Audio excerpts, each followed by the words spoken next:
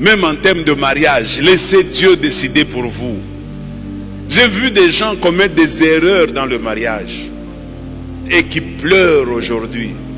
J'ai vu des gens qui ont fait des grosses erreurs par rapport au travail et qui regrettent aujourd'hui. J'ai vu des gens qui sont allés dans des voyages sans demander Dieu et qui regrettent aujourd'hui. L'un d'eux m'a appelé il y a une semaine pour me dire: papa, je suis fier de vous, je vous présente partout comme mon père.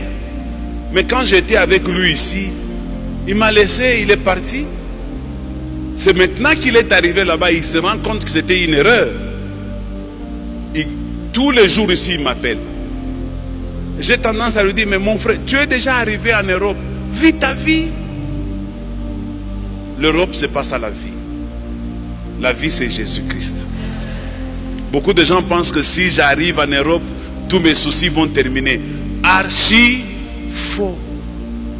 Si tu as un combat spirituel ici, ça va te suivre même en Europe. Les démons, quand tu entres dans l'avion, ils sont avec toi. Tu descends, ils sont avec toi.